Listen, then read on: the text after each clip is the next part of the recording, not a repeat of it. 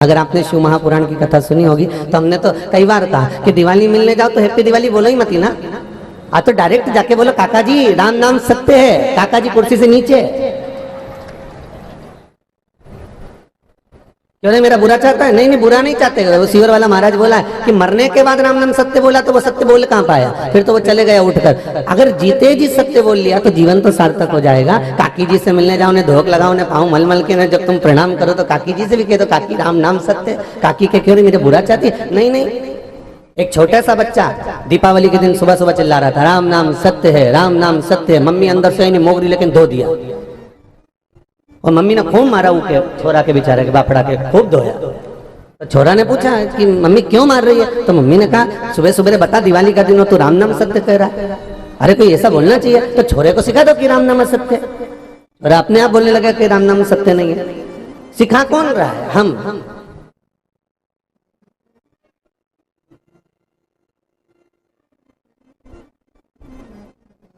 गलतियां कौन करवा रहा है? हम स्वतः। पुराण कवि ये मंदिरों में लोग पीछे परिक्रमा करते हैं और परिक्रमा करने के बाद मंदिर के पीछे प्रणाम करते हैं, दंडवत करते हैं, साष्टांग करते हैं। भैया कौन सी पोथी में लिखा है, किस जगह पर इसका प्रमाण मिलता है कि मंदिर के पीछे प्रणाम करो? मंदिर की परिक्रमा करो ये हमारा हिंदू धर्म कहता है। वृक्षों की परिक्रमा करो ये हमारा हिंदू धर्म कहता है। माता पिता गुरुजन की परिक्रमा करो ये हमारा हिंदू धर्म कहता है। पर हिंदू धर्म ये नहीं कहता कि मंदिर की परिक्रमा करने के बाद मंदिर को पीछे से प्रणाम करो। क्यों? क्योंकि एक बार माता लक्ष्मी ने भगवान विष्णु से पूछा था, नाथ मैं आपसे पूछना चाहती हूँ कि आपके आगे क्या है और आपके पीछे क्या है? भगवान विष्णु ने कहा था लक्ष्मी मेरे 33 कोटि देवताओं के अग्रभाग में धर्म का निवास होता है और 33 कोटि देवताओं के पीछे के भाग में अधर्म का निवास होता है। और इसका प्रमाण कहाँ मिलता है? श्रीमद् भागवत कथा में। भागवत सुनिए सभी ने? अरे बोलो तो फिर बिल्कुल चुप होकर बैठ गए तुम लोग। तो सुनिए ना सबने। तो भागवत में एक प्रमाण मिलता है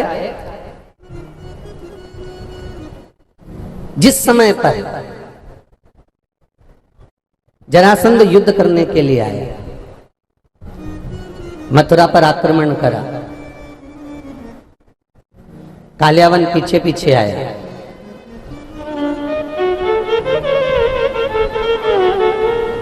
और भगवान कृष्ण दाऊ जी से कह रहे हैं दाऊ दादा आज युद्ध का मैदान छोड़कर भागना है। बोलो भागे कि नहीं भागे? और नाम पड़ गया रणछोड़ राय। युद्ध का मैदान छोड़कर भागना है दाऊ दादा, तैयारी कर लो। दाऊ दादा ने पूछा काहे के लिए भागना है? ये सामने कालियावन खड़ा है, जरासंध खड़ा है, लड़ अच्छे से।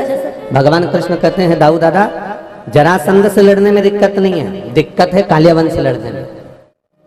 तो कालियावन से क्या तू डरे? डरना वरना तो है ही नहीं अपने को, फिर क्या दिक्कत है? भगवान कृष्ण ने कहा दाऊ दादा ये कालियावन जो सामने खड़ा है ना ये युद्ध करने के लिए तो आया है,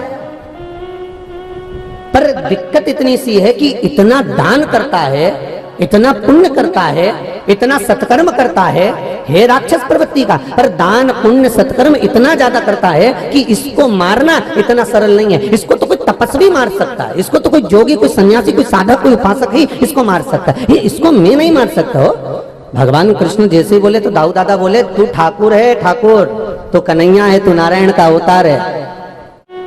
भगवान बोले नारायण का भले अवतार हूं पर किसी तपस्वी को, किसी दानी को, किसी सत्कर्मी को, किसी भगवत भजन करने वाले को, किसी स्मरण करने वाले को, किसी पतिव्रता धर्म का पालन करने वाली नारी को, किसी भगवत भजन में डूबे हुए जीव को मैं नहीं मार सकता, ये मेरे बस की बात नहीं है। तो क्या करेगा? भगवान कृष्ण कहने लगे भागेंगे। भागने से क्या होगा? भगवान कृष्ण कहने लगे जब मैं आगे आगे भागूंगा ये मेरे पीछे पीछे भागेगा, पीछे पीछे भागेगा तो ये मेरी पीठ देखेगा, और पीठ देखेगा तो इसने जितना पुण्य करा होगा वो अपने आप समाप्त हो जाएगा। समाप्त होगा जैसे ही गुफा में प्रवेश करेगा उसको मुचकुंद के नेत्र द्वारा जला दिया जाएगा। बस इतना सा काम करना है। अब भगवान आगे आगे भागे, कालियावन पीछे पीछे भागा, गुफा में प्रवेश कर गए, मुचकुंद के ऊपर से कपड़ा हटाया और उसके नेत्र खुलते से कालियावन जलकर भस्म हो गया। क्यों? क्योंकि उसका पुण्य समाप्त हो गया था। शिव महापुराण की कथा कहती है कि मंदिर के आगे धर्म का निवास होता है। मंदिर की परिक्रमा करो कोई दिक्कत नहीं है, देवताओं की परिक्रमा करो कोई दिक्कत नहीं है, पर मंदिर की परिक्रमा करते करते जब तुम लोग पीछे माता भड़कते हो नहीं तब टेंशन खड़ी हो जाती है कि बताओ बेचारी ने 2 अगरबत्ती लगाई रे, भगवान को भोग लगाया, भोलेनाथ जी के प्रसाद चढ़ाया, भगवान के मक्खन का भोग लगाया और सब कुछ अच्छा करा इसने, और पीछे आके दीवार के जब धोख लगाई तो जितना पुण्य करा था सब समाप्त हो गया। और पुण्य करने के लिए मंदिर गई थी, ऊपर से पाप लेके घर चली गई, और इतनी प्रेम से जाके सबसे कि मैं तो रोज मंदिर जाऊं, मैं तो रोज भोग लगाऊं, मैं तो रोज पुण्य करूं। अब इसके पुण्य के खाते की जब रिपोर्ट निकाली तो मालूम पड़ा पुण्य जितना करा था वो भी समाप्त हो गया, और जितना घर पे बैठ के पुण्य करा था वो भी मंदिर के पीछे धोख लगाने में। तो मंदिर के जितने ट्रस्टियां होते हैं ना, तो वो भी आजकल बेचारे चतुर हो गए रामायण भागवत सुन सुन के। उनने क्या करा कि ये मानने वाली तो है नहीं, तो इन्होंने क्या करा कि मंदिर के पीछे भी एक फोटो लगाना चालू कर दिया। मंदिर के जो ट्रस्टी है ना, वो भी मंदिर के पीछे भी आजकल एक फोटो लगा देते हैं कि भाई ये मानेगी तो है ही नहीं, और ना ये माने ये प्रणाम जरूर करेगा, और करेगी प्रणाम तो इसलिए अपन एक फोटो लगा दो, एक मूर्ति लगा दो, जिससे कम से कम इसको पाप ना लगे। तो उन्होंने मंदिर के पीछे फोटो लगाना प्रारंभ कर दिया, मंदिर के पीछे एक मूर्ति लगाना प्रारंभ कर दिया। अब उसको समझे तो माने ना।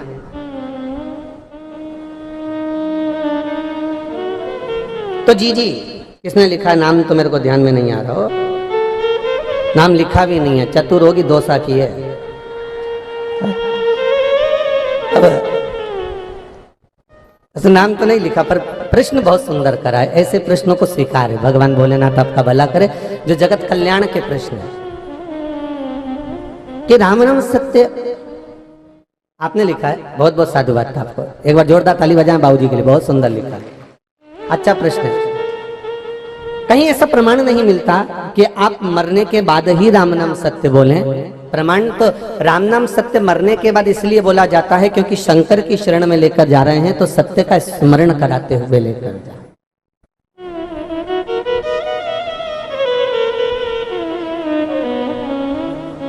सत्य का स्मरण।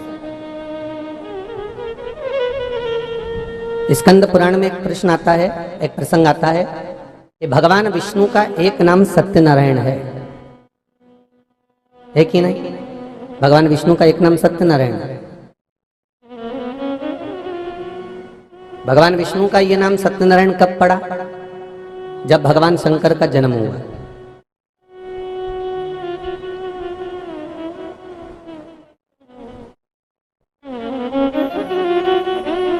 जब भगवान शिव का जन्म दिवस, भगवान शिव का जब जन्म दिवस हुआ, भगवान शंकर का जब प्रागट्य दिवस हुआ, तब भगवान विष्णु का नाम सत्यनारायण पड़ा। अब भगवान राम का जन्म दिवस कौन सी तिथि को आता है? जम के बोलते जाओ। रामनवमी को। भगवान कृष्ण का जन्म दिवस कब आता है? जन्माष्टमी को। दत्त जयंती दत्त पूर्णिमा को।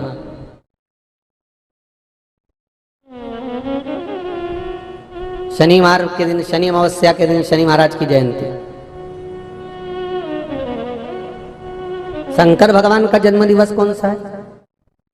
जम के बोलो। शिवरात्रि। भगवान शंकर के शिवलिंग का प्रागट्य दिवस, जन्म दिवस है शिवरात्रि।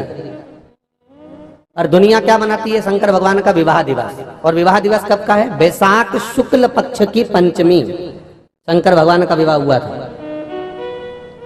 बैसाख के महीने में शुक्ल पक्ष की पंचमी तिथि को शिव जी की शादी हुई थी। और दुनिया के लोग शादी का दिवस कब मनाते हैं? शिवरात्रि के दिन। चलो कैसे भी मनाए तो भगवान शंकर को रिझाएं तो हो जाता है। कभी कभी ऐसा हमारे साथ में भी गलतियां होती रहती है। जब व्हाट्सएप खोलते हैं तो ऐसा लगता है सब लोग बधाइयां दे रहे हैं, happy birthday happy birthday happy birthday. इसने देखा तो है ही नहीं, इसने सोचा कि आज ही का जन्मदिन हो, 3 दिन पहले का मैसेज खुल गया, इसने आज ही लिख के डाल दिया हैप्पी बर्थडे। तो उसने फिर फोन कर कर कहा कि मेरा जन्मदिन तो 3 दिन पहले निकल चुका है। अरे मैं देख नहीं पाया था, मैंने मैसेज आज ही देखा ना, इसलिए मैंने बधाई दे दी। चलो कोई बात नहीं, 3 दिन बाद सही, 3 दिन पहले से हुआ। तो शंकर भगवान का जब एक बार ब्रह्मदेव ने भगवान विष्णु से निवेदन करा कि प्रभु ये बताओ कि मेरे पिता तो आप हो। भगवान ब्रह्मा के पिता कौन है? भगवान विष्णु। क्योंकि भगवान विष्णु की नाभि से कमल के पुष्प के ऊपर ब्रह्मदेव प्रकट हुए। तो ब्रह्मा जी ने कहा आप मेरे पिता हो, मेरे को यह जानना है कि भगवान राम के पिता श्री दशरथ जी महाराज, भगवान कृष्ण के पिता श्री वसुदेव जी नंद बाबा जी हैं, मुझे ये जानना चाहता हूं कि मेरे पिता आप हो तो आपके पिता कौन है? भगवान विष्णु भगवान के मुख से निकल गया कि तू मेरे पिता के बारे में पूछ रहा है, मुझे मालूम करना है कि मेरा दादाजी कौन है।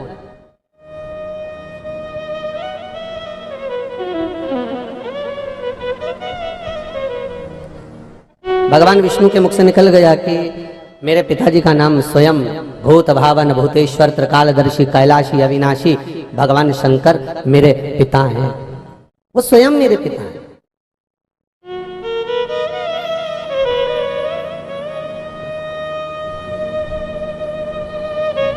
ब्रह्मा जी ने कहा मैं मानता नहीं, मैं नहीं मान सकता ये बात, मैं इसको स्वीकार नहीं करता। ठीक है,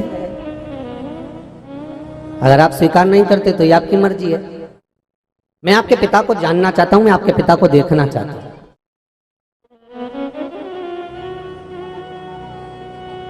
मैं आपके पिता को देखना चाहता हूं एक बार, मैं अपने दादाजी को देखना चाहता हूं।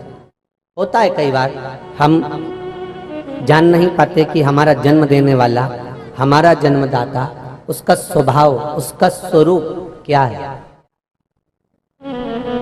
हम नहीं जान सकते, हमें ज्ञात नहीं हो पाता है।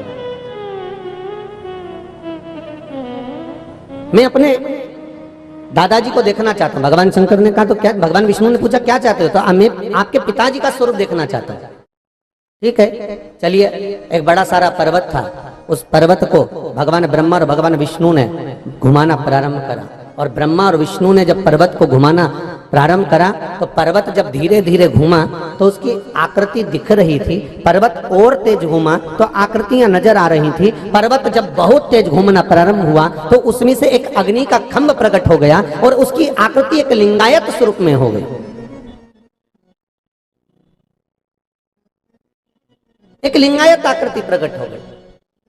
और जब वो लिंगायत आकृति प्रकट हुई तब उस लिंगायत आकृति में से आवाज आई, हे ब्रह्मा, हे विष्णु, तुम पूछ रहे थे कि सृष्टि का निर्माण करता है, सृष्टि का पालन करता है, सृष्टि का संहार करता, इस सृष्टि को चलाने वाला है कौन? आखिर भगवान विष्णु का भी पिता कौन हो सकता है? शंकर भगवान कह रहे हैं कि ये मेरा ही स्वरूप है। पर सुनो हे नारायण, आपने और ब्रह्मा ने इस शिवलिंग की उत्पत्ति करी है, इस शिवलिंग को प्रकट करा है, इसलिए मृत्यु लोक में कहीं इस शंकर की मूर्ति नहीं पुजाएगी। अगर पुजाएगा तो शंकर का ये प्रतिबिंब शिवलिंग के रूप में ही पुजाएगा, शंकर का ये स्वरूप शिवलिंग के रूप में ही पूजा जाएगा।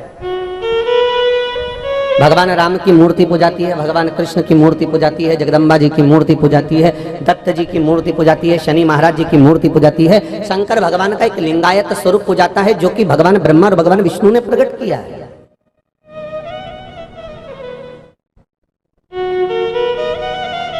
अब इसको समझने वाले तो समझ सकते हैं कि भगवान का स्वरूप है, जो नहीं समझे वो तो कह देगा हो पत्थर पर पानी ढोल रहे हैं, चढ़ा रहे हैं जल, चढ़ा रहे हैं दूध, उसका कोई महत्व ही नहीं।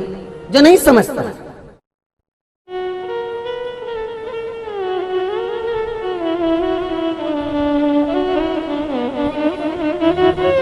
सीधी सीधी बात है, हीरा को परखइयो राम कोई नहीं,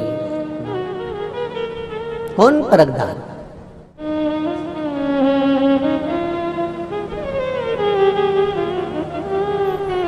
महाराज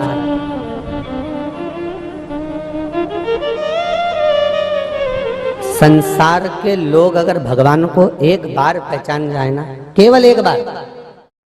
आज कोई जोधपुर से विमल किशोर जी मालानी जी आए हुए थे, शायद उनकी गाड़ी थी तो उनको जाना था, जोधपुर के थे। कल रात को कोई अपने रिश्तेदार के यहाँ रुके थे और मिलने के लिए आए थे, तो बता रहे थे वो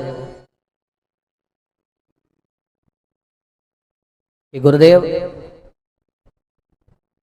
कामकाज में इतने लगे रहे, हम इतने लगे रहे कि हमको समय नहीं मिल पाता था, ना सत्संग का, ना भजन का, ना कथा का, ना कीर्तन का, ना स्मरण का, कोई समय नहीं था। पर लॉकडाउन से जो कथा का रसतत्व हमने ग्रहण करा है, लॉकडाउन से जो हमने कथा श्रवण करी है, उस कथा का जो मूल तत्व है महाराज जी, वो हमने प्राप्त किया। तो ऐसा लगता है कि अब कुछ पाने की तमन्ना ही नहीं रही। अब तो केवल एक शंकर का दर्शन, शिव का स्मरण, शिव का नाम जाप, शिव का मंत्र जाप, इसके सिवाय कोई तमन्ना फिर रही नहीं है। उसके सिवाय फिर कोई तमन्ना नहीं रही।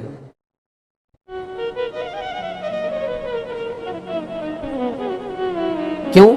क्योंकि भगवान शिव को पहचान के नेत्र संसार के लोग अगर एक बार उनकी आंखों पर चश्मा अच्छा चढ़ा लें तो उससे मालूम पड़ जाता है कि ये भगवान स्वयं शिवलिंग ही नहीं, स्वयं शंकर ही है।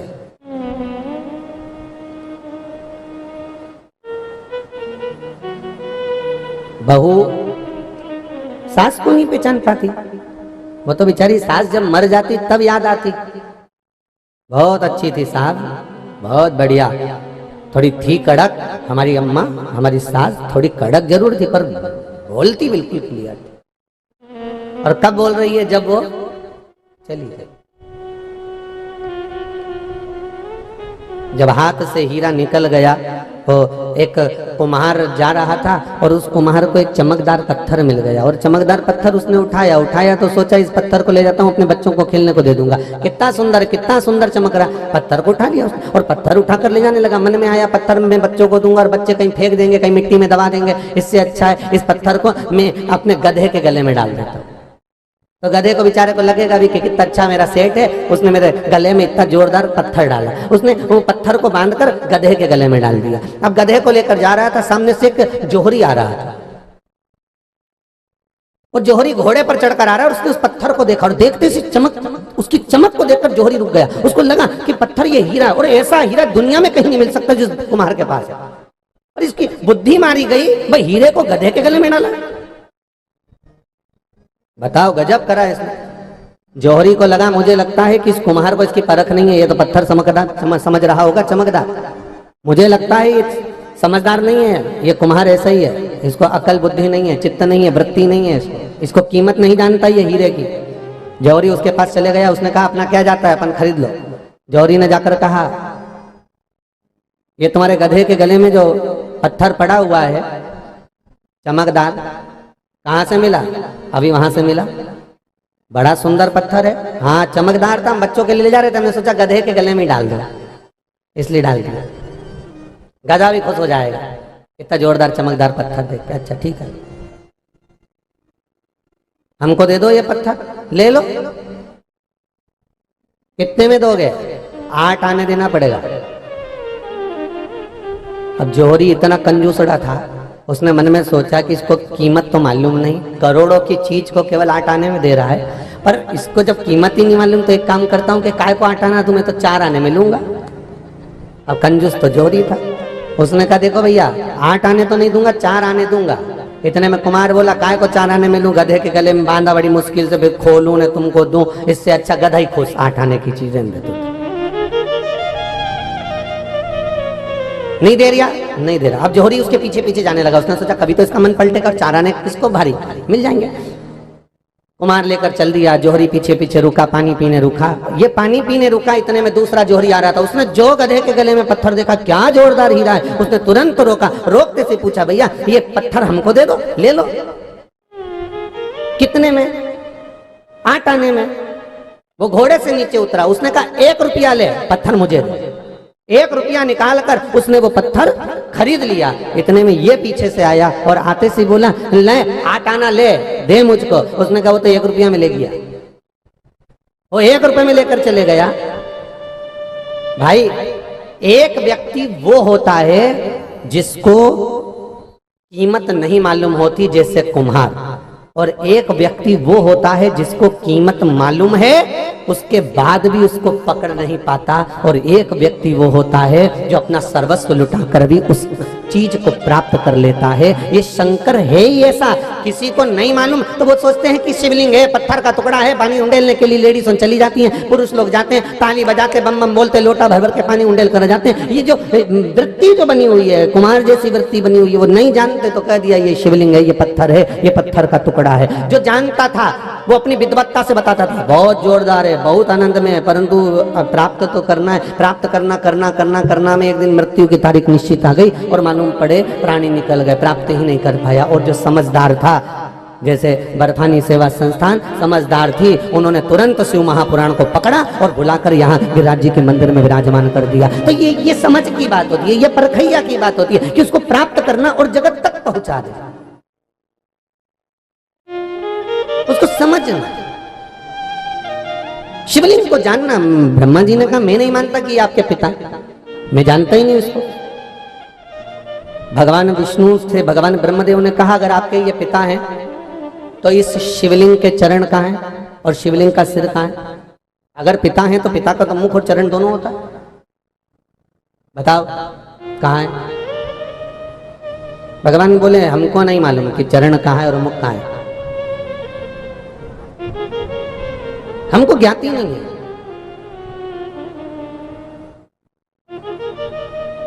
कभी मत बताना बेटे को, जिंदगी में याद रखना, बच्चों को कभी मत बताना कि तुम्हारे पास में कितना धन है।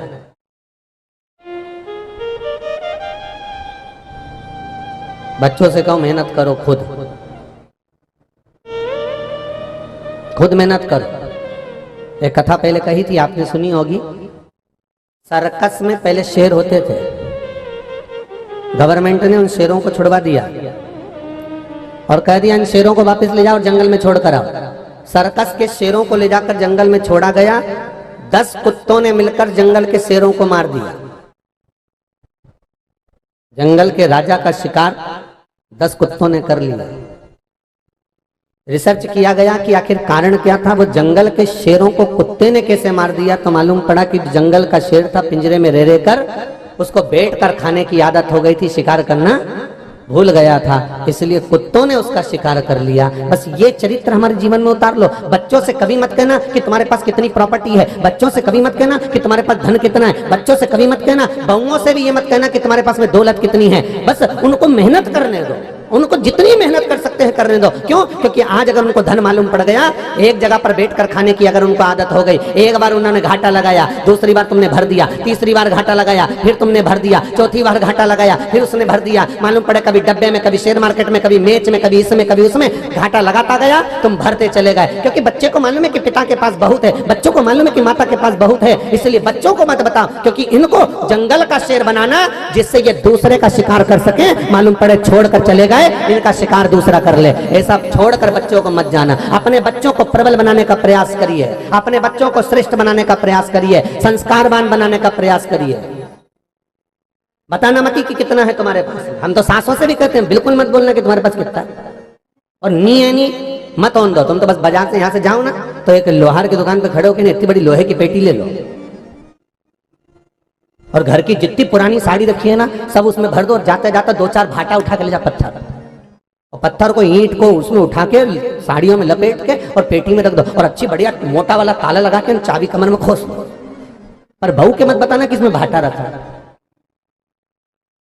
और हर दिवाली पे बस बहू से एक बात जरूर करना, बेटा जरा पेटी हटा ना, थोड़ा सा मेरे को काम है। और बहुओं से पेटी उठवाना, बहुओं को लगेगा डोकरी के पास खो, और डोकरी के पास खूब तो बहुओं भी गरम गरम चाय देगी, भोजन देगी, रोटी देगी, सब सम्मान करेगी, सत्कार करेगी, आदर करेगी, हो तुम्हारा खूब पाँव दबाएगी, पाँव पड़ेगी, हो खूब आदर से सम्मान सत्कार सब कुछ करेगी। पर बताना मत ही, हो मरती मर जाना पर मत बताना। और आखिरी समय में जब तुम्हें दिखे कि अब भोलानाथ जी लेना ही गया, मैं अब तो जाने का समय आ गया, तो 4-5 बहुओं को 2, 3, 4 जितनी बहुएं सबको बुला लेना, बेटा आजा, और बड़ी बहू के हाथ में चाबी पकड़ा दीजो और कह दो बेटा सब बांट लीजो हो, और अपन तो चला। अब बहुओं ने भी विचार करा कि अम्मा खूब छोड़ के गई है, पर ननंदोन आएगी और सब बांट के ले जाएगी, तो सबसे पहले पेटी छुपाएगी, और पेटी छुपाएंगे तो बहुओं भी आपस में बात करेगी, रे डोकरी बहुत देखे गई रे, अच्छे से सब काम करना। तो ने तुम्हारे मरने के बाद 13 साड़ी ने 12 लोटा ने 12 आसन ने 13 माला ने सब जोरदार करा ने, गुलाब जामुन ने, इमरती ने, भजिया ने, पकौड़ा ने, दही बड़ा सब खिलाया बामनों को, खूब चकाचक बामन भी खा के गए, ननंदोन भी चली गई, और बाद में 3-4 बहुओं ने सोचा अब बांटो, और जो पेटी खोली न उनमें भाटा निकलिया, फिर तो कमर खोल। अरे बताना मत ही हो, और बहुओं आए उससे पहले धर लो।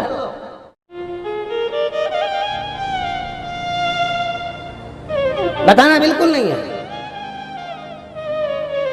तुम्हारी चाबी तुम्हारे पास में रखो। एक वो आजकल एक नया फैशन हो गया, जयपुर में, जोधपुर में इंदौर में, मुंबई में, पूना में हमने देखा है कि बच्चे रात्रि को 11 बजे के बाद गाड़ियां की चाबी उठाकर गाड़ियां लेकर चाउमीन खाने जा रहे हैं। बोलो सही है कि गलत है? रात को कितनी बजे निकल रहे हैं घर से? 11-12 बजे, जिस समय पर चुड़ैल और भूत खाएं।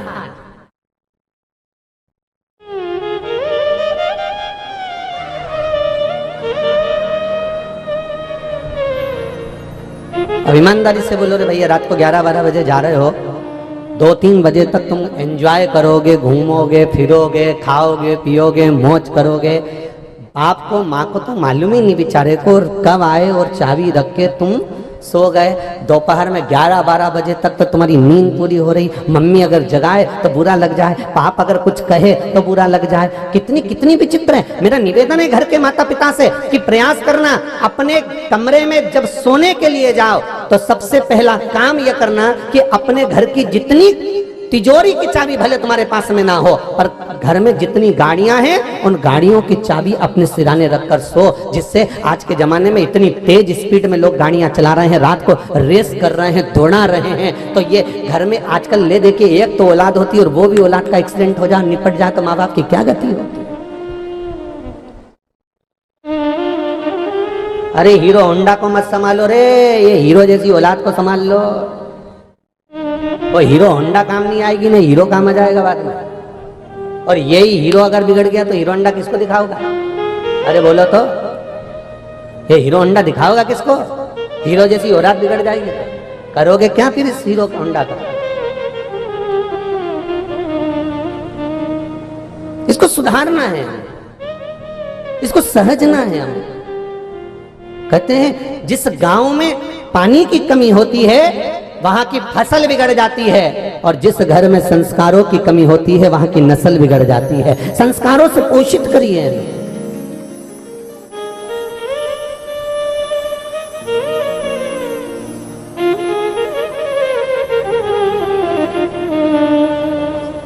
संस्कारवान बना। शिव महापुराण की कथा कहती है, भगवान ब्रह्मदेव भगवान विष्णु से कहते हैं अगर तुम्हारे पिता हैं तो इनका मुख और चरण कहाँ है? अब पिता को जानना कितना कठिन।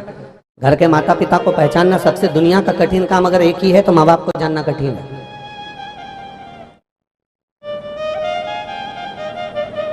बड़ी बहू कहती है मम्मी छोटी को ज्यादा चाहती है, छोटी बहू कहती है सास बड़ी को ज्यादा चाहती है, बड़ा बेटा कहता है मेरे माँ बाप छोटे को ज्यादा चाहते हैं, छोटा बेटा कहता है मेरे माँ बाप बड़े को ज्यादा चाहते हैं। किसी माँ बाप से पूछो तो एक बार जाकर कि माता पिता किसको चाहते हैं, तो माता पिता एक ही शब्द कहेंगे, माँ बोलेगी तो एक ही बात कहेगी कि मैंने दोनों बेटों को बराबर का दूध पिलाया है, इसलिए मेरे लिए दोनों बराबर हैं। पर भेद माँ ने नहीं करा, भेद पिता ने नहीं करा, भेद ये जो त्रिवेणी संगम इकट्ठा होता है ना घर में, गंगा यमुना सरस्वती, ये जब 3 घाट की देवियां आके इकट्ठी होती है ना, ये स्लो पाइजन देती रहती है। ये थोड़ा थोड़ा स्लो स्लो पाइजन देख लो तुम्हारी मम्मी को।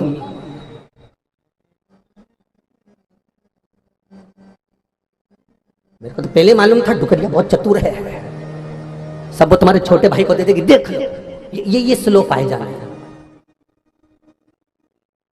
और बेचारा वो कुछ नहीं बोलता, वो तो आराम से हेडफोन लगाए बोल क्या बोले क्या वो बोले क्या। और जितना स्लो पाइजन एक ये दे रही ना, उतना स्लो पाइजन दूसरी भी दे रही है, देख लो। मेरे को तो तुम्हारे साथ रहना ही नहीं, तुम तो मेरे को घर छोड़िया, मेरे को जा रही जयपुर मेरे मायके। ये स्लो पाइजन है।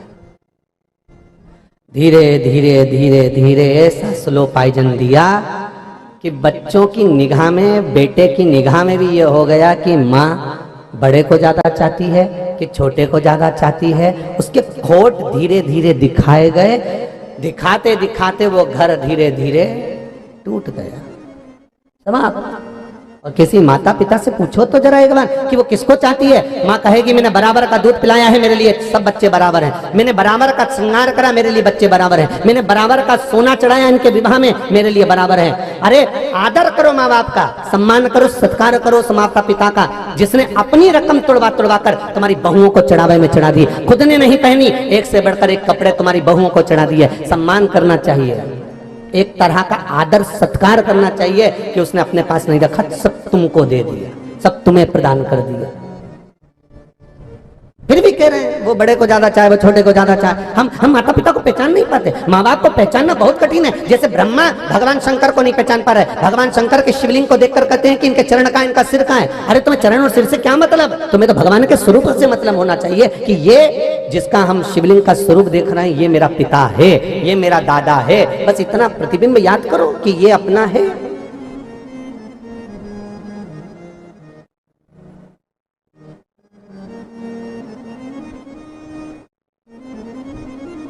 हम उसको तो पहचान नहीं रहे।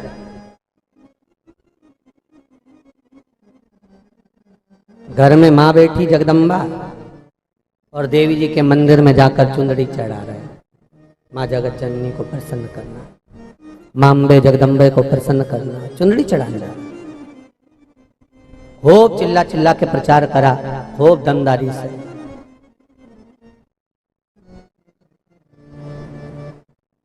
यहां भी चढ़ाते होंगे 100 फीट की चुनर माँ जगत जननी जगदम्बा जी को चढ़ाई जाएगी। अभी नवरात्र आंदो जब खूब लंबी लंबी चुंदड़ियां लोग पकड़ पकड़ के जाए, खूब लंबी लंबी चुंदड़ी माता जी के चढ़ाए। इन सबका फोटो खींच के रख लो एक बार, और इनको फोटो खींच के यूं रखो और इनके घर में जाके पूछो कि ये माता जी के तो साड़ी पहना है, पर घर की माँ को कभी दिवाली पे साड़ी लाके दे क्या? इनका फोटो खींच के रखो जितनी चुंदड़ी चढ़ाने जाए।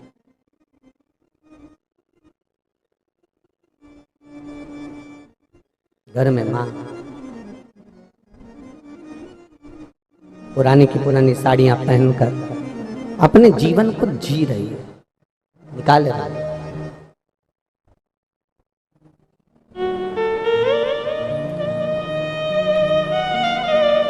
हम पहचान नहीं पाते, ब्रह्मा जी पहचान नहीं पा रहे भगवान शिव के शिवलिंग को। क्या चाहते हो ब्रह्मदेव? भगवान विष्णु ने पूछा तो ब्रह्मदेव कहते हैं मैं जानना चाहता हूं कि भगवान शंकर का सिर कहाँ है। मैं शिवलिंग में भगवान शंकर का सिर ढूंढने के लिए जाऊंगा। चले जाओ।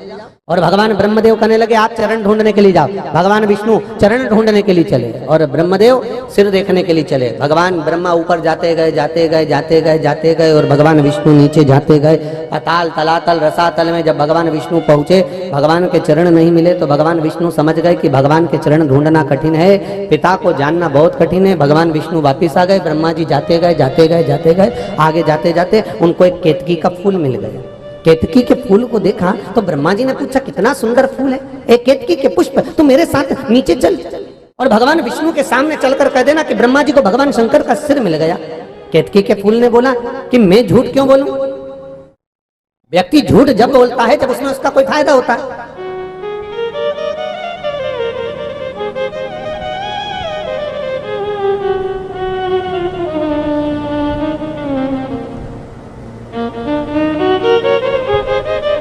मैं झूठ क्यों बोलूं? मेरा क्या फायदा है?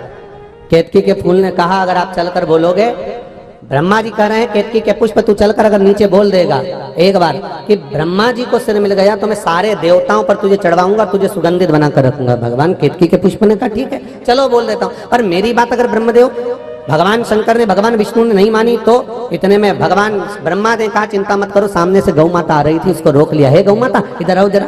गौ माता बोली हाँ प्रभु बोलिए क्या बात है? ब्रह्मा जी ने पूछा गौ माता कहाँ जा रही है? बस थोड़ा भ्रमण करने के लिए जा रही है। आप हमारे साथ नीचे चलोगी क्या? क्यों? चलकर एक बार भगवान विष्णु के सामने कह देना कि ब्रह्मा जी को भगवान शंकर का सिर मिल गया।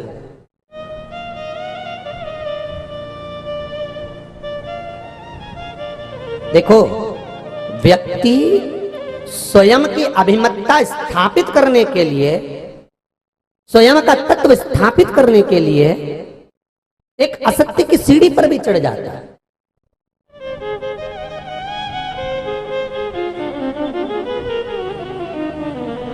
राम कथा में एक बात आती है, सारे देवताओं ने मिलकर भगवान शंकर से कहा भोलेनाथ जी ये रावण तुम्हारा चेला है, तुम्हारी सेवा करता है, पूजन करता है, अर्चना करता है, तुम्हारी आराधना करता है। 33 कोटि देवताओं ने जाकर, सारे देवी देवताओं ने जाकर रावण को समझाया, तुम क्यों नहीं समझाते? शंकर भगवान बोले जो नहीं समझते वही समझाते। तुम्हारा कहने का मतलब क्या है? मतलब ये देवता जितने भी गए रावण को समझाने, वो समझते नहीं थे? बिल्कुल नहीं समझते। अगर समझते होते तो समझाने काय को जाते?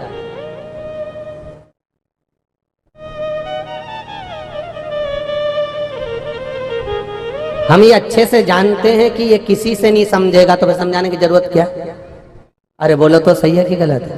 पर दुनिया के लोगों की आदत रहती है खूब समझाने का प्रयास करेंगे, जब मालूम है समझेगा ही नहीं तो क्या समझाना। उसका अभिमान कितना था लंकाधिपति रावण का, जब जब शंकर जी के सामने जाता था खूब हंसता था, जोरदार तरीके से खूब ठाका लगा लगा के हंसता था। तो एक बार ब्रह्मा जी ने पूछ लिया भगवान शंकर से कि तुम्हारे सामने खड़े होकर इतना हंसता क्यों, और तुम्हें देख देख कर कहता है भोलेनाथ देखो मुझको, शंकर जी देखो मुझको। शंकर जी ने ब्रह्मा जी से पूछा, तो ब्रह्मदेव ने पूछा ये बार बार ऐसा क्यों कहता है कि देखो मुझको? भगवान शंकर बोले हमारा चेला है। तो चेला है तो हंसता क्यों है?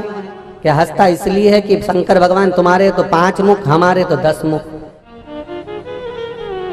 मतलब गुरु तुम तो छोटे रह गए, चेला अब्बल निकल गया, इसलिए हंसता है।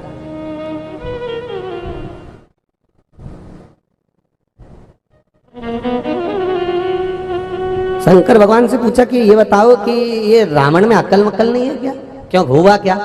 दुनिया के लोग प्रणाम करते हैं तो झुककर प्रणाम करते हैं, ये प्रणाम करने के लिए आपका पर्वत उठा लेता है और सिर पे रख लेता है। रावण से पूछा गया कि तूने पर्वत क्यों उठाया, कैलाश पर्वत को? तो क्या प्रणाम करने के लिए? तो क्या तू उल्टा है कि पर्वत उठाएगा, सिर पे रखेगा, फिर प्रणाम करेगा? रावण कहता है मैं किसी के सामने झुकना पसंद नहीं करता, इसलिए मैं झुक के प्रणाम नहीं करता, मैं तो उठा के सिर पे धर लेता हूँ। भगवान शंकर ने कहा ऐसा चेला पाया है तो गुरु की दशा तो तुम जानते ही होगे कि गुरु कैसा है। अपने को नहीं बोलना, तुम तो समझाओ भी मत, जो हो रहा है होने दो बस। क्या किसको रोइए, जम के बोलो, चादर तान के सोइए, आग लगे बस्ती में अपन रहो मस्त। अपने को बोलने की जरूरत ही नहीं, हम समझाओ उसको जो समझ जाए, इसको क्या समझा। एक अच्छे से अच्छा पति भी अपनी पत्नी को समझाता ना, जब पत्नी एक शब्द बोल देती ना तुम चुप रहो मुझे सब मालूम है, तो बेचारा पति भी समझाना बंद कर देता, ये तो पढ़ी लिखी है ये, अब इसे क्या समझा। और 1-2 बार बोल देती तुम क्या जानते हो, तुम्हें क्या आता है, तो बेचारा पति भी समझ जाता है ये सब इंजीनियर भी यही है, डॉक्टर भी यही है, सीए भी यही है, मिनिस्टर भी यही है। और फिर तो पति बेचारा कुछ नहीं बोलता, मन अंदर ही अंदर मन में बस आरती गाता रहता है, अम्बे जगदम्बे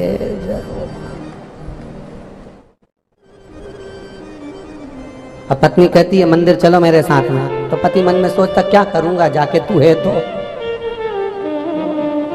क्या करूं जाके। जब तू बात बात में कहती है तुम समझते ही नहीं हो, तुम्हें तो अकल ही नहीं है, तुम तो जानते ही नहीं हो, तुमने मुझे पहचाना ही नहीं है। पति बोले 18 साल तुझे पहचानने में लग गया, 18 साल से।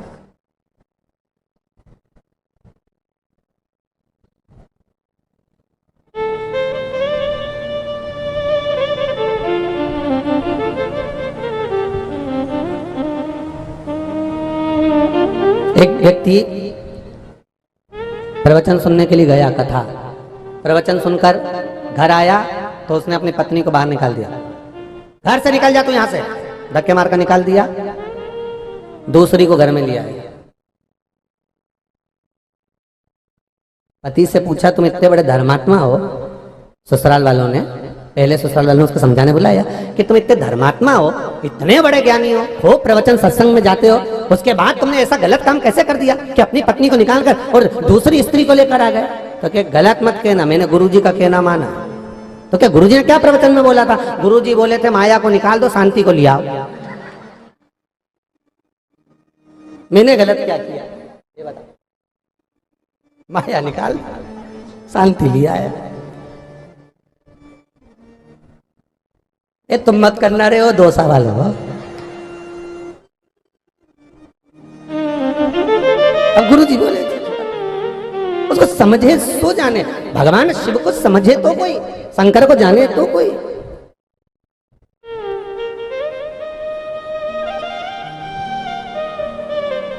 और जिस दिन भगवान को हम जान जाए महाराज, उस दिन जीवन का सर्वाधिक सुख का अनुभव वही हो जाता है।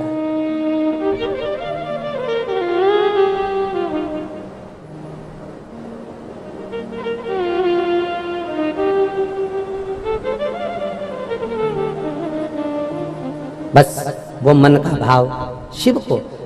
गौ माता ने कहा मैं झूठ बोलूंगी, स्वीकार होगा? क्यों नहीं, क्यों नहीं।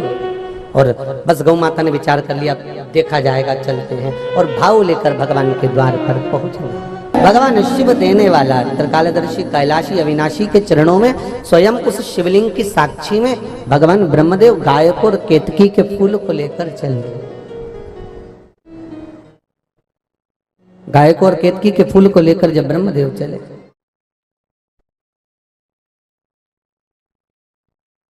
अब भगवान विष्णु सामने मिले।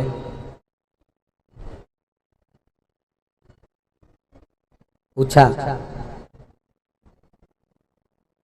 ब्रह्मा जी आ गए आप? हाँ जी आ गया। भगवान शंकर का सिर मिला आपको? मस्तक प्राप्त हुआ आपको कि नहीं हुआ? ब्रह्मा जी बोले, पहले तो देखो ये बताओ प्रभु, हम तो आपके पुत्र हैं और आप पिता हो, ठीक है, तो सबसे पहली बारी पिता की होती है कि पिता बताए कि आपको भगवान शंकर के चरण मिले क्या? आप तो इतना बताओ।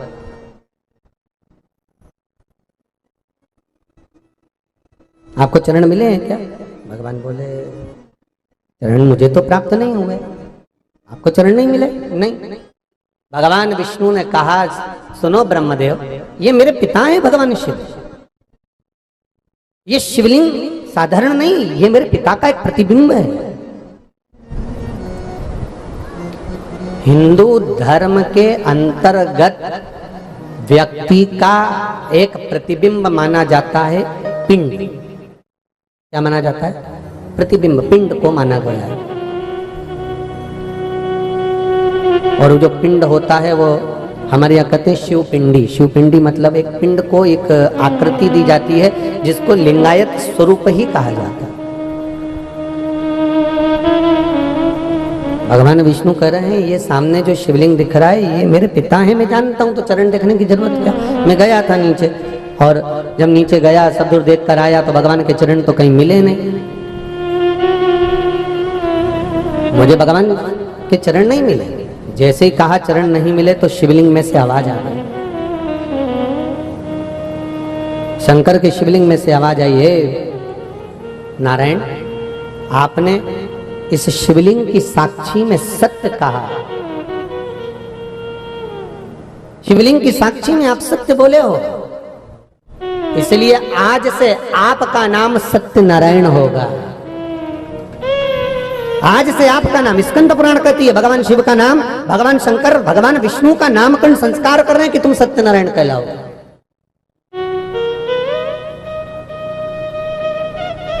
सत्यम शिवम सुंदरम।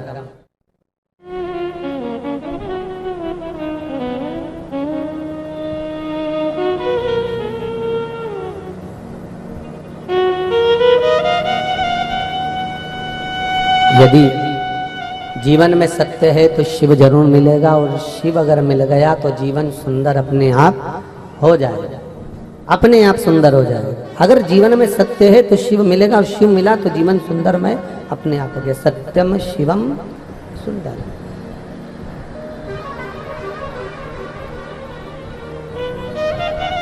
भगवान विष्णु ने पूछा, अब आप बताओ, क्या आपको भगवान का सिर मिल गया? ब्रह्मा जी बोले, बिल्कुल, मैं तो थोड़ी दूर पर गया था और ब्रह्मा जी का सिर मिल गया मेरे को। भगवान विष्णु का, भगवान शिव का सिर मिल गया, मस्तक मिल गया। ओहो,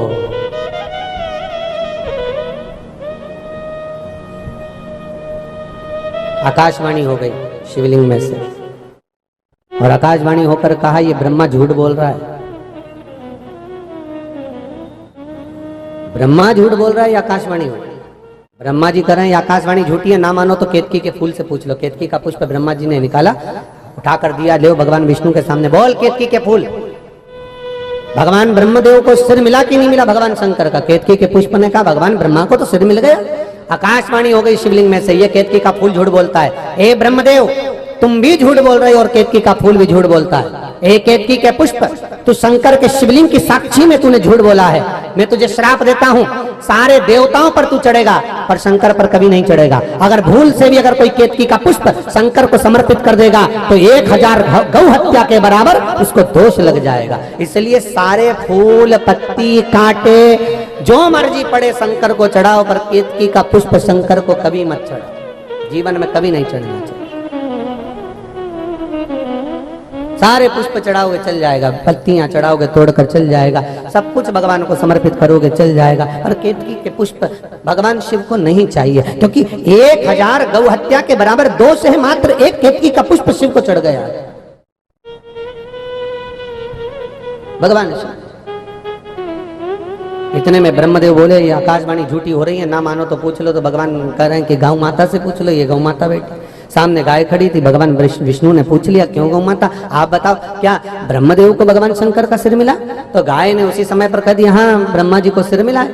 गाय झूठ बोल दी, आकाशवाणी शिवलिंग में से फिर हो गई। ये गौ माता जगत की माँ होकर, जगत धात्री होकर, जगत की अंबिका होकर, ये जगत की माँ गौ माता होकर ये झूठ बोलती है। हे गौ माता, तूने शिवलिंग की साक्षी में झूठ बोला है, मैं तुझे श्राप देता हूँ, तेरा पूरा शरीर पूज्य होगा, पर जिस मुख से तू झूठ बोली है वो मुख तेरा अशुद्ध माना जाए। तूने झूठ कहा है, तू झूठ बोल रही है।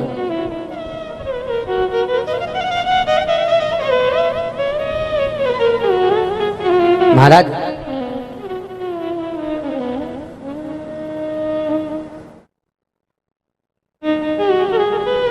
मनुष्य के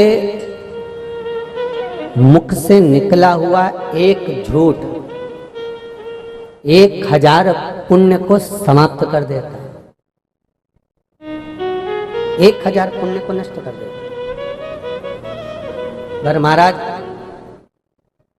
आप कहे तो पुराण की बात रहे हो, पर महाराज जी आज के जमाने में अगर झूठ नहीं बोला जाए तो काम ही नहीं होता।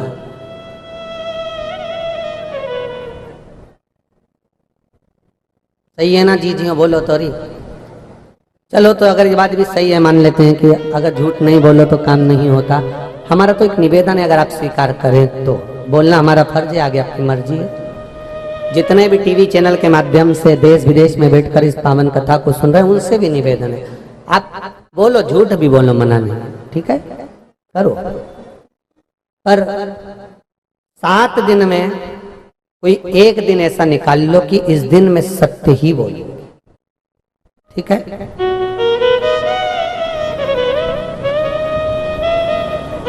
महीने में एकादशी कितनी होती है? जम के बोलो 2।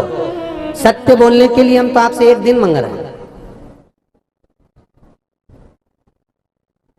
मात्र एक ऐसा दिन निकाल लो कि आज मैं सत्य ही बोलूंगा, इसके सिवाय कुछ नहीं बोलूंगा। अब कहोगे महाराज जी सत्य बोलना है तो हम घर से बाहर जाकर रह लें, तो क्योंकि घर में रहेंगे और सत्य बोला मान लो, क्योंकि कई बार पत्नी भी आकर पूछ लेती कोई ना कोई बात ऐसी, मैं कैसी लग रही, अब भले अच्छी नहीं लगे पर अगर उसने सत्य बोल दिया तो कि तू ऐसी लग रही जैसे मुझे डरा रही, तो कई बार हो जाता है। एक पत्नी तैयार होकर पति के पास जाके पूछा नई साड़ी पहनकर, क्यों जी कैसी लग रही, कैसी लग रही? अब पति बेचारा अच्छे मूड में था, बोलना नहीं चाह रहा था, उसने कहीं कथा में सुन लिया था कि सत्य बोलना चाहिए। अब बोले तो बोले क्या, मैं कैसी लग रही, मैं कैसी लग रही? पति के मुख से निकल गए ऐसी लग रही जैसे हरी घास में भैंस चल रही। अब बोले तो बोल क्या सकता है? तो कहे गुरुजी अगर आप बोले तो हम सत्य तो बोल लेंगे, पर एक निवेदन है कि हम गांव के बाहर जाकर कहीं एकांत में बैठकर कहीं रहकर एक दिन सत्य बोलने का प्रयास करेंगे। घर में रहेंगे और उसने कुछ पूछ लिया और हमारे मुख से निकल गया सत्य, तो आप कहो तो हम ये कर सकते हैं, तो तुम्हारी मर्जी पड़े जैसे करो, पर एक दिन तो ऐसा निकालो। चलो एक दिन भी जाने दो, हम तो करें एक दिन भी जाने दो, 1 घंटा चलेगा? हैं? पक्का?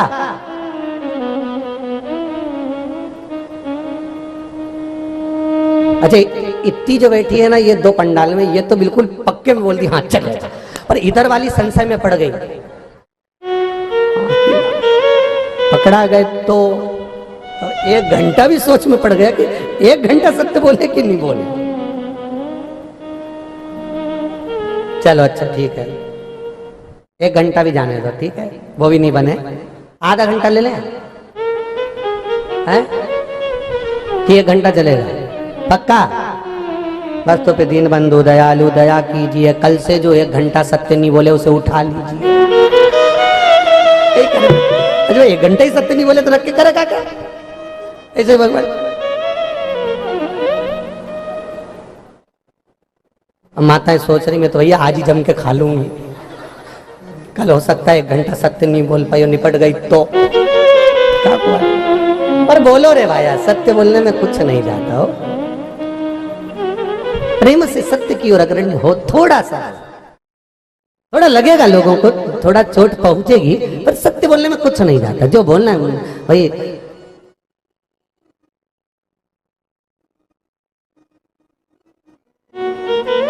थोड़ा सा बोलो और बोलो।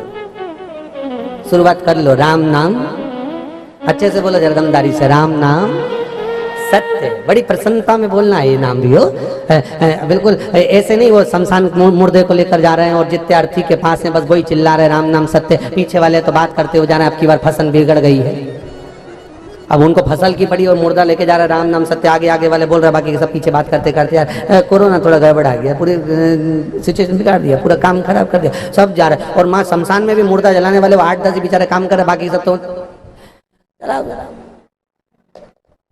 देखो जरा पीछे देखो सही से जला कि नहीं जला, खाया मुर्दा जला।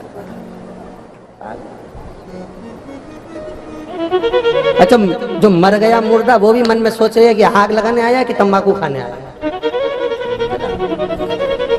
फिर कहीं कहीं से पूछने आया काका जी जरा देखो सिर विर पका कपाल क्रिया के लिए सिर पका के नहीं, फिर ये पूरी तंबाकू मम्बाकू मल मुला के फटके लगा के फिर गया और यूं ऐसा लगे कि यमराज का भाई यही है। पक गया, बांस उठाओ, घी का लोटा लाओ, निपटाओ, क्योंकि इसके पास में जो पुड़िया में तंबाकू था ना वो खत्म हो चुका है, तो इसको घर जाना पड़ेगा, इसलिए पहले ही खत्म कर दो।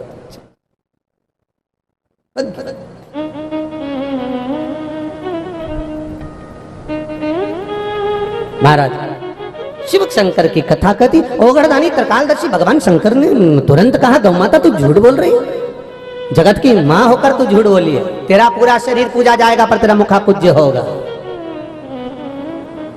हिंदू धर्म में सारे दान आगे से होते हैं, केवल एक हिंदू धर्म में गौदान एक ऐसा होता है जो पीछे से होता है, गाय की पूंछ पकड़ कर किया जाता है।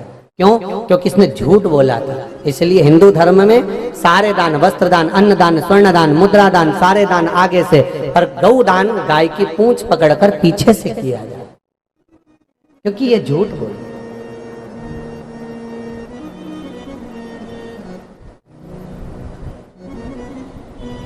केवल एक झूठ बोलने वाली गाय का दान आज भी पीछे से होता है। हिंदू धर्म में सारी परिक्रमा आगे से, पर हिंदू धर्म में गौ माता की परिक्रमा पीछे से चालू होकर पीछे समापन होती है। पूंछ से चालू होगी, पूंछ पर समापन होगी। गाय की परिक्रमा कभी आगे से चालू होकर आगे समापन नहीं होगी, क्योंकि ये झूठ बोला। अब विचार करो, गाय ने एक बार झूठ बोला तो उसका दान पीछे से हुआ, गाय ने एक बार झूठ बोला तो उसकी परिक्रमा पीछे से हुई, और तुम तो दिन भर मोबाइल पे झूठ बोलो, बेटी कथा में के मैं तो बाजार में तो के दुकान पे तो के मैं वहां पर दिन भर 15-15 मिनट में 10-10 मिनट में इतना झूठ कि भगवान भी चक्कर में पड़ गया, इसका कई होगा रे कालिया, भगवान भी सोच में पड़ गया कि इतना झूठ बोले इसका होगा क्या। सत्यनारायण जी की कथा करवा दिया, पंडित जी पोथी बांट रहे, उसमें भी झूठ बोल रहा, बस 15 मिनट में पहुंच लिया, 1 घंटे में पहुंचा। झूठ क्यों बोलना भाई?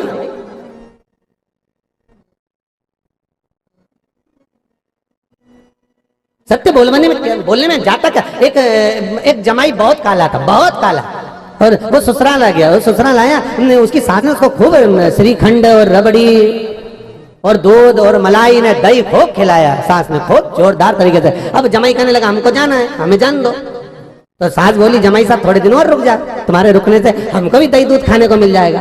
तो जमाई साहब ने मन में सुना, मन में सोचा कि सास पहली बार तो मुझे रोक रही है, 30 बार आया कभी नहीं रोकी। तो जमाई ने पूछ लिया, क्यों सासू जी, मेरे चक्कर में दही दूध तुम्हें खाने को क्यों मिल जाएगा, ऐसा क्यों बोल रही हो? सास ने बेचारी ने सही कह दिया, जमाई साहब हमारी जो भैंस है नी, इसका जो पाड़ा है नी, वो जन्म हुआ मर गया, जब से तुम आए तुम्हें पाड़ा समझ के दूध अच्छा दे रही है।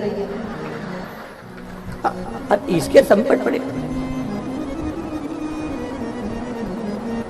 अभी ये पाड़ा के जमाई की एक समझ गई कि तुम्हें देख के दूध अच्छा दे रही है तो तुम रुको, इसलिए तुम्हें श्रीखंड खाने को मिल रहा है, इसलिए तुम्हें दही मिल रहा है, इसलिए तुम्हें दूध मिल रहा है। देख जो रे दोसा वालों, समझ, सत्यता के भाव में जीना, एक आनंद की अनुभूति है सत्य। सत्य में भी एक सुख का भान है, सत्य में भी एक आनंद का भान। ब्रह्मदेव क्रोध आ गया भगवान शंकर को, क्योंकि शंकर को कोई प्रिय है ना प्रिय हो, परंतु सत्य प्रिय है।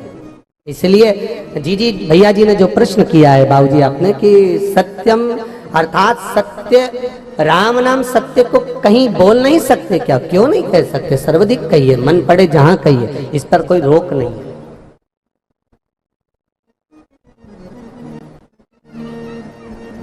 पर सामने वाले के सुनने की आदत होना चाहिए। सत्य कड़वा होता है, सत्य खारा होता है, इसलिए सारे जलों में श्रेष्ठ जल समुद्र का माना जाता है। श्रीमद् वल्लभाचार्य जी ने जल भेद ग्रंथ लिखा है। श्रीमद् वल्लभाचार्य जी ने जल भेद ग्रंथ के अंदर लिखा कि बावड़ी का जल, खड्डे का जल, तालाब का जल, कुएं का जल, बारिश का जल, नदी का जल, सरोवर का जल, हापसी का जल, हेडपंप का जल, इन सारे जलों में सर्वश्रेष्ठ जल कौन सा? तो श्रीमद् वल्लभाचार्य जी लिखते हैं समुद्र का जल सर्वश्रेष्ठ है। समुद्र का जल श्रेष्ठ क्यों बताया? समुद्र का जल तो खारा होता है। तो श्रीमद् वल्लभाचार्य जी लिखते हैं कि समुद्र का जल श्रेष्ठ इसलिए क्योंकि सत्य बोलने वाला हमेशा बुरा होता है। फिर कहा समुद्र श्रेष्ठ क्यों है? तो कहा जब चांद चंद्रमा बढ़ता है तो समुद्र उछलता है, ज्वार और भाटा। चंद्र बढ़ता है, पूर्णिमा आती है तो समुद्र उछलता है, और चंद्रमा जब घटता है, अमावस्या जब आती है, समुद्र नीचे बैठ जाता है। अर्थात समुद्र जैसा दुनिया में कोई नहीं हो सकता जो दूसरे को बढ़ता हुआ देखकर प्रसन्न होकर उछलता है और दूसरे को घटता हुआ देखकर खुद भी घट जाता है। ये समुद्र की जिंदगी का आनंद सुख है कि हम दूसरे को देखकर अगर कोई आगे बढ़ रहा है, अग्रण्य हो रहा है, कोई आगे बढ़ने का प्रयास कर रहा है, तो ये हमारी प्रसन्नता होना चाहिए कि इसमें और आगे बढ़े, और उन्नति करे, और अग्रण्य हो। पर हमारी आदत ऐसी है कि हम दूसरे की उन्नति को देखकर और दब जाते हैं। ओ बाप रे, इतना गजब।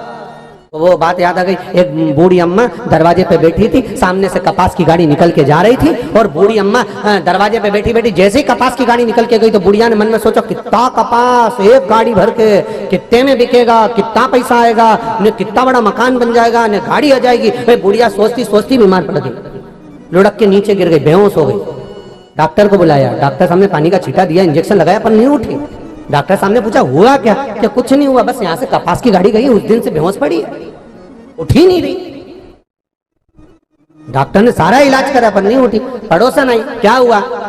न जाने क्या हो गया हमारी अम्मा जी को, बस कपास की गाड़ी निकल के गई थी, उस दिन से चक्कर खा के गिरी, 4 घंटा हो गया, होश में ही नहीं आ रही। तो इतने में पड़ोसन तो अच्छे से जानती थी इसकी नस नस को, तो पड़ोसन ने कहा चिंता मत करो, अब भी उठ के बैठे, और वो बाहर गई और बाहर जाके डॉक्टर साहब से कहा तुम हटो, अब भी मैं आऊं 2 मिनट में। और बाहर से दौड़ती दौड़ के, अरे जीजी उठ, जो कपास की गाड़ी तेरे सामने से गई तो उसमें आग लग गई। जीजी उठ के बैठ गई, उठ के, जहां डॉक्टर काम नहीं करे डोकरी ने काम कर दिया। बता, दूसरे का भला होते देखे तो चक्कर खा के गिर जा, दूसरे का बुरा होते देखे तो दांत में तीली मलमल के क्या अच्छा है, अच्छा है, लगने दो, हो दो। धतूरे का पुष्प, धतूरे का फल, धतूरा भगवान शंकर को क्यों समर्पित किया जाता है? कारण क्या है? भाई बेलपत्री अपन इसलिए समर्पित करते हैं क्योंकि वह पार्वती जी के भाव से होती है, जगत जननी जगदम्बा के भाव से होती है। चंदन भगवान विष्णु को इसलिए, भगवान शंकर को इसलिए समर्पित करते हैं क्योंकि वो भगवान विष्णु के भाव से होता है, भगवान विष्णु के भाव में। और अक्षत भगवान को इसलिए चढ़ाया जाता है क्योंकि वो पितरों के भाव से होता है।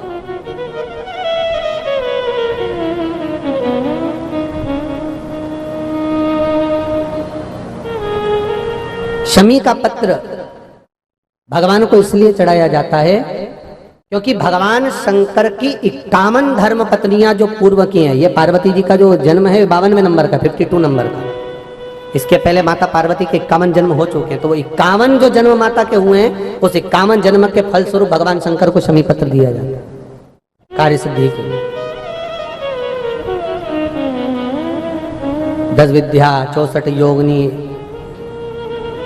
माया, ये सब के भाव से भगवान को वो प्रदान किया जाता है शमी पत्र। कमल का पुष्प भगवान शंकर को नेत्रों के भाव से दिया जाता है। पर भगवान शंकर को धतूरा क्यों चढ़ाया जाता है? वो धतूरे का प्रमाण क्या कहता है? तो शिव महापुराण की कथा में रुद्र संहिता के अंतर्गत महाराज अगर आप पढ़ेंगे तो उसमें व्याख्यान वर्णन मिलेगा कि मनुष्य के जीवन में प्रतिदिन असत्य बोलने में आता है।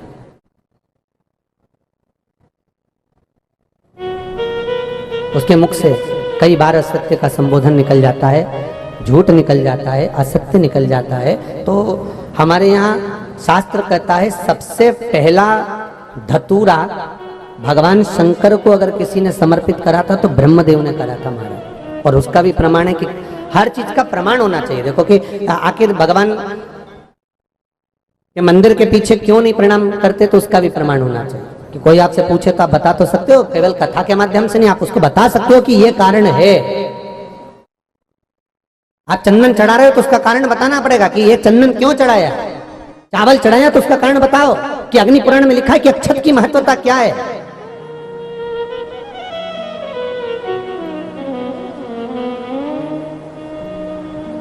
बेलपत्री चढ़ा रहे हो तो शिवलिंग का प्रमाण वर्णन करना पड़ेगा, लिंग पुराण को उठाकर बोलना पड़ेगा कि यह पार्वती का प्रतिबिंब है, ललिता जी का प्रतिबिंब है, सती का प्रतिबिंब है। एक एक चीज को आज के समय में अगर आप किसी को कोई राय दे रहे हो, कुछ बता रहे हो, तो प्रमाणित करना पड़ेगा कि ये आपको यहां से इसका वर्णन है और आपको ये करना पड़ेगा, उसके अनुसार ये कर्म है। तो शंकर भगवान को सबसे पहला धतूरा भगवान ब्रह्मा ने चढ़ाया था। जिस समय भगवान ब्रह्मा का सिर कट चुका था, अभी आप आगे कथा सुनेंगे, ब्रह्मा का जब सिर कटेगा उसके बाद जब वो स्तुति करेंगे तो देखो भगवान शंकर को प्रसन्न करने के लिए धतूरा चढ़ाएंगे। शिव जी उनको कहते हैं ब्रह्मदेव ये धतूरा आपने मुझे चढ़ाया है। और क्यों चढ़ाया? क्योंकि आपने असत्य बोला था, उस असत्य को नष्ट करने के लिए आपने मुझे धतूरा समर्पित करा। इसलिए हिंदू धर्म में नियम है, महीने भर में, 2 महीने में, 4 महीने में, 6 महीने में, साल भर में, 2 साल में, 1 साल में कम से कम 1 धतूरा शंकर भगवान को समर्पित करना चाहिए। जिस दिन धतूरा समर्पित करो उसके पहले जितना समय निकला उसमें आपने अगर झूठ बोल भी दिया हो तो भगवान शंकर उसको नष्ट कर दें, इसलिए उस धतूरे का समर्पण होता है।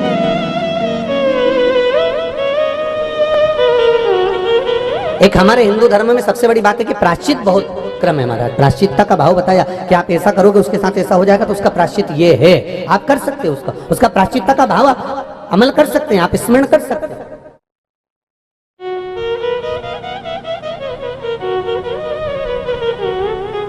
धतूरा तो ब्रह्मा जी, ब्रह्मदेव, एक धतूरे का बहुत अच्छा क्रम है महाराज। वो केवल शिवरात्रि के दिन करने का होता है। कहते हैं जिसका व्यापार ना चले, व्यवसाय ना चल रहा हो, बहुत ज्यादा कष्ट में जीवन निकल रहा हो और बहुत ही ज्यादा तकलीफ हो रही हो, तो धतूरे को हल्दी में डुबोकर शंकर भगवान को शिवरात्रि के दिन रात को 12 बजे समर्पित करें। उस धतूरे को वापस उठा लाएं 5-10 मिनट के बाद, श्री शिवाय नमस्तुभ्यम बोलकर लाल कपड़े में उसको बांधकर व्यापार वाली जगह में कहीं पर भी उसको बांध दिया जाए। व्यापार पीछे नहीं हटता, व्यापार अग्रण्य भाव में बढ़ता चले जाता है महाराज। उस धतूरे को केवल परंतु शिवरात्रि के दिन रात को 12 बजे ही किया जाए। हल्दी में डुबोना पड़ता है।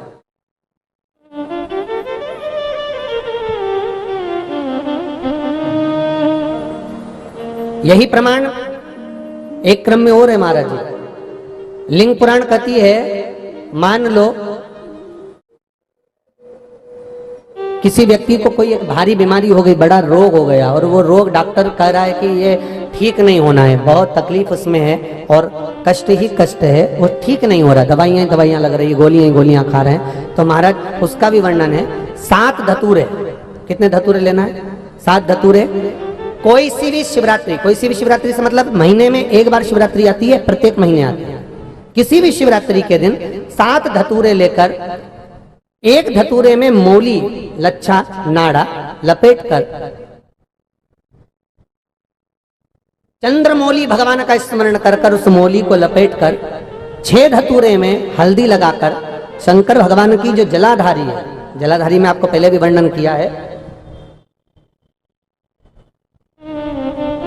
शंकर भगवान का ये शिवलिंग है, ये जलाधारी है, ये भगवान का जल निकलने का स्त्रोत, चरणारविंद का भाव।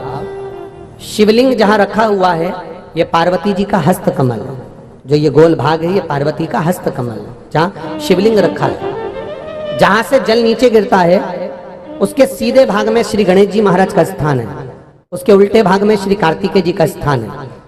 जलाधारी के सामने एक मोटी सी लाइन होती है, कहीं सांप बना होता है, कहीं स्थान बना होता है। जो मोटी सी लाइन है ये शंकर भगवान की सबसे छोटी लड़की अशोक सुंदरी का स्थान है। जलाधारी के ऊपर जो 3 टेकी लगी है ये भृगु ऋषि का, भृंगी गण का स्थान है।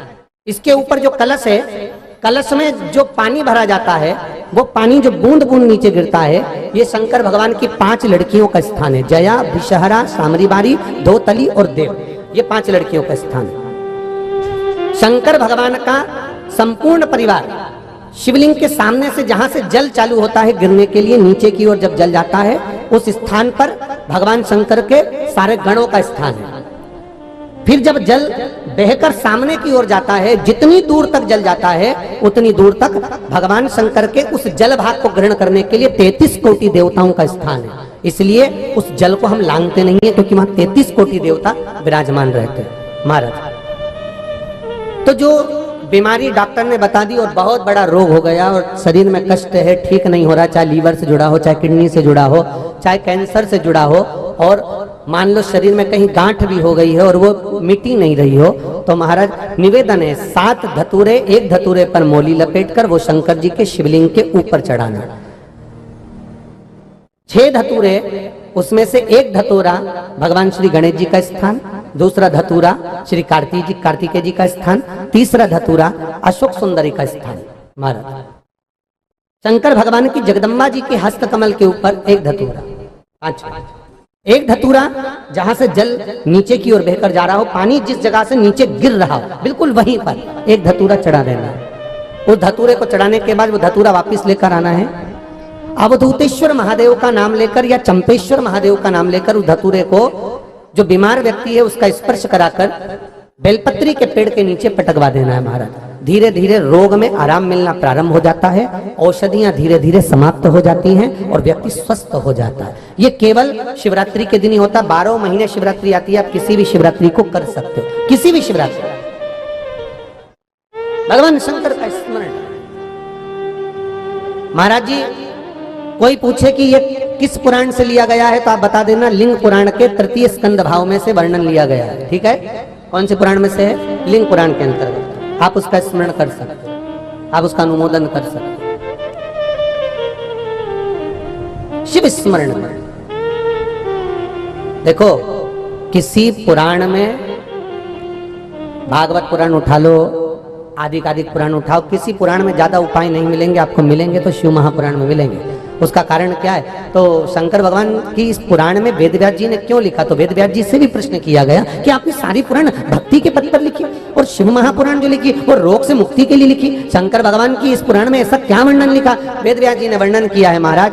सती खंड के अंतर्गत वेदव्यास जी लिखते हैं कि शंकर भगवान मृत्यु लोक के देव हैं, और मृत्यु लोक के देव हैं तो अपन जितने भी मृत्यु लोक में, चाहे वो जलचर हो, थलचर हो, वायुचर हो, चाहे वो मनुष्य हो, जो पृथ्वी पर जन्म लेता है उसका अगर कोई पूर्वज है तो वो शंकर भगवान ही है। शंकर भगवान हमारे दादा परदादा परदादा के भी परदादा हैं। और ईमानदारी से बोलना, घर में अगर बहू तकलीफ में होती है तो घर की जो बुजुर्ग होते हैं ना उनको दुख होता है। घर में अगर बेटा दुखी होता है तो घर का जो बुजुर्ग होता है, दादा पिता होता है, उसको दुख होता है। उसी तरह घर का बुजुर्ग देव अधिदेव महादेव हैं। शंकर जी की ये कथा हमारे दुख और तकलीफों को मिटाने के लिए, जिससे हम स्वतंत्र आनंद में जीवन को जी सके। अब वो मनुष्य भटके तो ये उसकी मर्जी। इतना सब कुछ होने के बाद भी लोग यहाँ भटकते हैं। पहले सारे देवी देवताओं के पास धोख लगा जाते हैं, फिर वहां से काम नहीं होता तो पीर पैगंबर के पास पहुंच जाते हैं, वहां से काम नहीं होता तो फिर किसी ढोंगी प्रपंची के चक्कर में फंस जाते हैं, वहां से काम नहीं होता फिर किसी प्रपंची के पास में घूमने फिरने वाले के पास चले जाते हैं, आखिरी में सारा धन बर्बाद कर बैठ जाते हैं। तब आखिरी में फिर शंकर की शरण में जाते हैं। और जब पूरी तरह से बर्बाद हो जाता है तब शिव के पास आया। पहले आ जाता तो सुख का बानी हो जाता।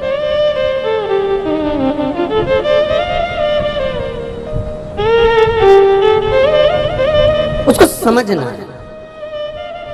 शिव का अनुमोदन, शिव का स्मरण आनंद देने वाला।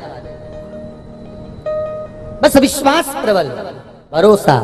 अकाल मृत्यु वो मरे जो काम करे चंडाल का, काल उसका क्या बिगाड़े जो भक्त हो महाकाल का। जो शंकर का उपासक है उसको क्या दुख। मालूम है उसको, जाना है वो तो जाना है।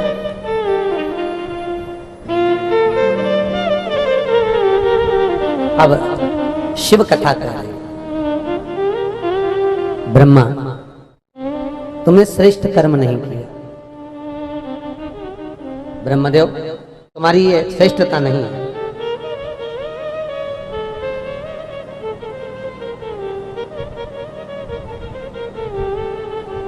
ब्रह्मदेव कह रहे हैं ये आकाशवाणी झूठी है।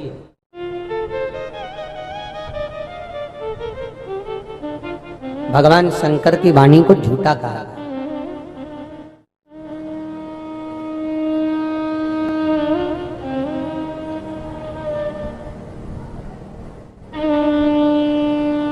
शिव की वाणी को झूठा।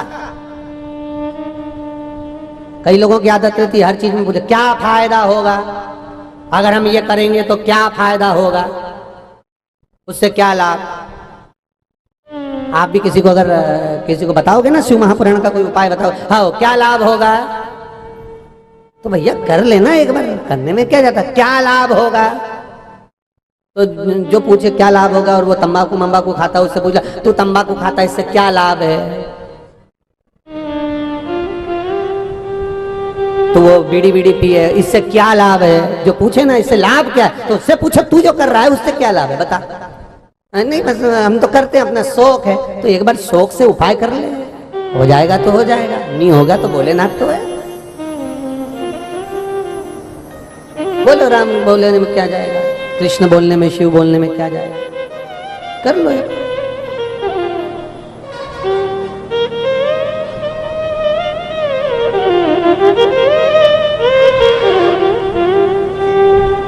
बिना लाभ के तुम तंबाकू खाओ, क्या लाभ खा रहे हो।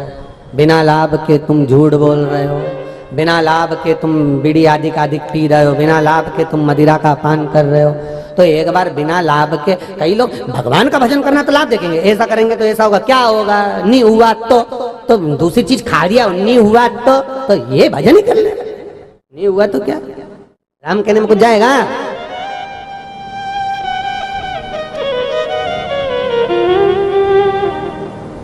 आज तुम लोग आ रहे हो, आप सब लोग दौसा से ये गिरिराज मंदिर लगभग 3-4 किलोमीटर तो होगा रे, कितना है, 5 किलोमीटर है। अब 5 किलोमीटर है, ईमानदारी से बोलना, जो पास के होंगे वो तो पैदल आ जाएंगे, पर बाकी के लोग तो 5-10 रुपया तो ऑटो वालों को दे रहे होगे रे, सही है कि गलत है। 10 रुपया, 20 रुपया, 30 रुपया, 5 रुपया, 4 रुपया, 3 रुपया, कुछ तो दे रहे होगे। अरे बोलो तो सही, दे रहे हो ना, 5 रुपए दो, 10 रुपए दो, दे तो रहे हो ना। अब ईमानदारी से बोलना, भगवान की कथा सुनने के लिए, भगवान का भजन करने के लिए तुम 5 रुपए खर्च करके गिरिराज मंदिर आ रहे हो, कथा सुन रहे हो, 10, 5 रुपए, 20 रुपए खर्च कर तुम यहाँ पहुंचे हो, तो भोलेनाथ भी तो कुछ खर्चा तुम्हारे ऊपर करेगा। जब तुम इतना खर्च कर रही हो उसके ऊपर, बोलो तो सही, ये हाथ दे वो हाथ ले। तुम अगर उस पर खर्च कर रही हो कि 5 रुपए 10 रुपए में खर्च कर जा रही हूँ कथा सुनने के लिए, और निवेदन है, ये बात हमने बरथानी सेवा संस्थान वालों को भी बोली और आपको भी बोल रहे हैं कि जितना खर्च करो इस शिव महापुराण में, भागवत की हम नहीं कहते, रामायण की हम नहीं कहते, गीता की हम नहीं कहते, मंदिर और देवालय की हम नहीं कहते, हम केवल शिव पुराण की बात करते हैं। शिव पुराण में बरथानी सेवा संस्थान जितना खर्चा करे, एक कागज पे लिख के रखना और आज की तारीख लिख के रखना कि इतनी तारीख को हमने इतना रुपया खर्च करा। अगले साल की तारीख निकाल कर देखना कि वो रुपया हजारों गुना मिला कि नहीं मिला। आपसे भी निवेदन है, आटो में कितना खर्च करा, कितना दान करा, कितना पुण्य करा, कितना रुपया पोथी को चढ़ाया, कितना रुपया तुमने दान करा, सत्कर्म में लगाया, एक एक रुपया शिव पुराण का लिख के रखना कि ऑटो वाले ने कितना लिया, और वही तारीख तिथि एक डायरी में लिख के रखना। अगली तारीख आन दो, फिर विचार करना। हम भी सियोर में, तुम 2 साल में, ना तुम कहीं जा रहे हैं ना हम कहीं जा रहे हैं, और तुम्हें जाने भी नहीं देंगे जब तक तुम बताओगे ना कि फायदा क्या हुआ। वो बताना जरूर कि 1 साल में ये 1000 लाख गुना हुआ कि नहीं हुआ, वो देख। हम दूसरे की बात नहीं करते, हम तो इसकी बात करते हैं क्योंकि शंकर की कथा है, ओघड़ दानी की कथा है, भूत भावन भूतेश्वर ओघड़ी है वो। ब्रह्मा जी उतना देते हैं जितना आपके भाग्य में लिखा होता है, भगवान विष्णु उतना देते हैं जितना तुम्हारे कर्म में लिखा होता है। शंकर भगवान के सामने बस जाकर कहा और भोलेनाथ जी ने तो दिया। आखिरी में स्वयं खुद चक्कर में भी पड़ जाते हैं, देने के बाद भस्मासुर को दे दिया सोने का कड़ा, जिस पे हाथ रखेगा वही भस्म। उसने कहा प्रैक्टिकल यही करिए, शंकर जी पे।